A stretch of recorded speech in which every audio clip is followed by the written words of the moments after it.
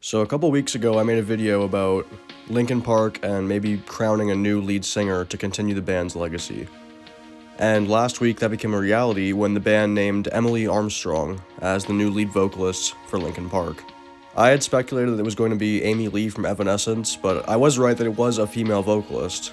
Emily Armstrong is the main vocalist for Dead Sarah, opening band pretty much.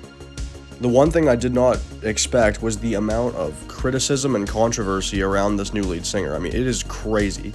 Linkin Park fans are completely divided right now, people who like Emily Armstrong and the band continuing at all, and there's people who are saying without Chester there is no Linkin Park and they shouldn't even be called Linkin Park. Now in my last video I was very candid and open that I actually wanted Linkin Park to continue as a tribute to Chester. Now, I'm also someone who enjoys the new Alice in Chains with William Duvall as lead singer, so maybe that's just me, I don't really mind it, but Chester Bennington's son Jamie was probably the most vocal about not wanting Emily Armstrong as the vocalist for Linkin Park. He feels that Mike Shinoda and the rest of the band are replacing his dad, and I just don't know how I feel about that. You can never replace Chester Bennington, ever. He was truly a one-of-a-kind vocalist and a one-for-one guy. Those vocals are something that the only person who's been able to match is the lead singer for that Linkin Park tribute band, which I've heard a couple times. The guy is very good.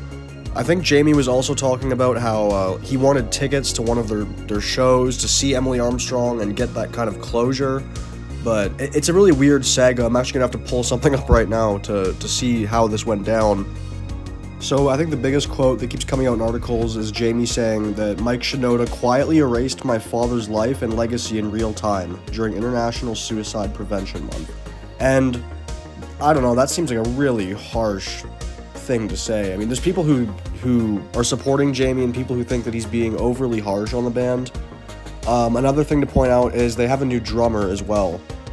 The original drummer for Linkin Park, Rob Borden, decided not to come back. The new drummer is Colin Brittain, which I don't know much about him, but I listened to their new single off their new album coming out November 15th. It's called The Emptiness Machine.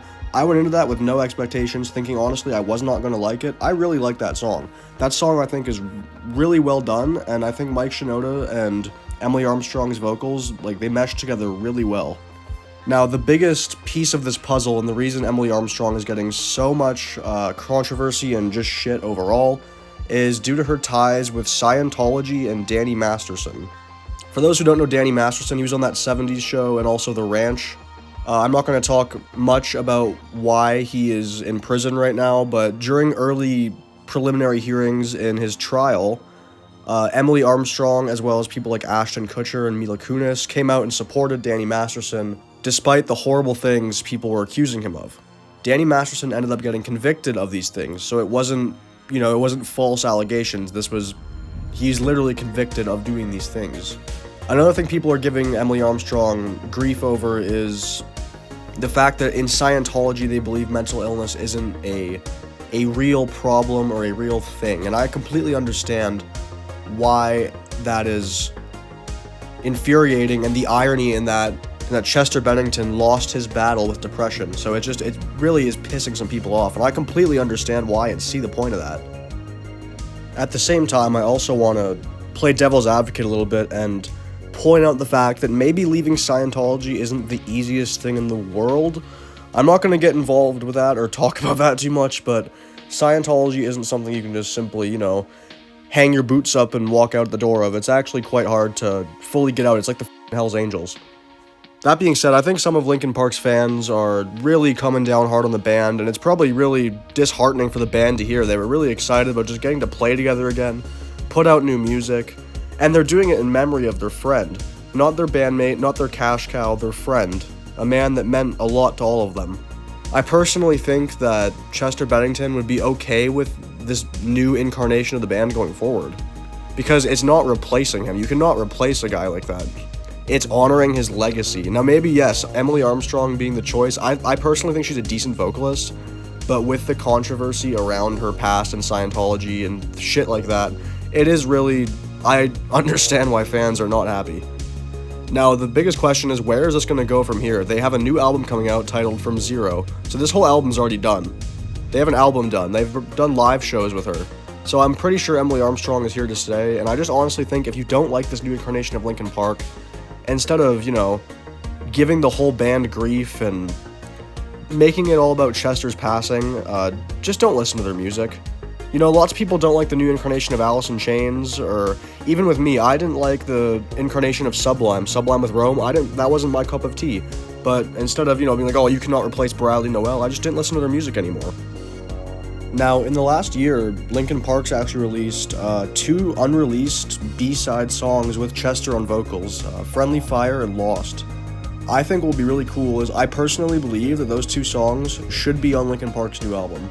Now, you could argue they were already released on a compilation album earlier this year, but that doesn't matter really. I think it would be cool to see Chester and Emily doing a duet of those vocals and put that on the new album. It's not going to be on the new album, I already checked the track list, and unless something changes, it's not going to be on the new album, but I think it'd be really cool. Also, with all the AI technology and all the crazy stuff we're seeing every single day, as every month progresses, we're seeing more AI things, and it's crazy. Why not have Chester Bennington on stage with Linkin Park occasionally?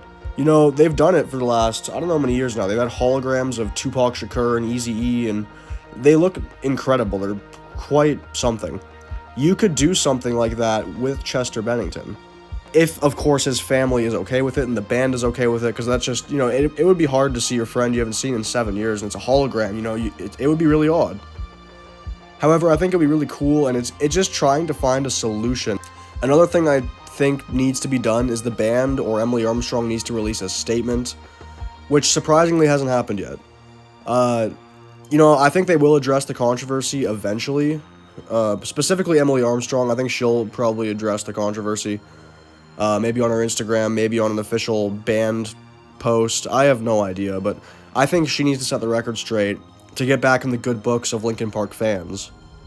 Because the last thing anyone wants, if you're a Linkin Park fan or if you're just a fan of music, is Linkin Park going out there and just staining their legacy forever by doing something that, a good collective whole of their fans do not like. There's a lot of people who haven't even listened to Linkin Park since Hybrid Theory. There's people who didn't like their new stuff. And those people now seem like they're coming back out of the woodwork to say that the new incarnation of the band and their new music is shit. The one thing they can't do is replace someone who's gone, and I think they did a really good job of not doing that. Emily Armstrong is not Chester Bennington. Emily Armstrong is Emily Armstrong. I think whatever Linkin Park does in the future here, I don't know, this could be a one-off. They could release this one album and then go back into retirement due to all the backlash, and I think that would personally be really unfortunate. I think Linkin Park has a lot left to offer to music, and it would be a true shame to see them go back into retirement, in my opinion. There's so many avenues you can explore here and take, and I think this will actually resolve itself. I think this will work itself out. That being said, thank you for watching. Don't forget to subscribe if you like what you heard, and thank you.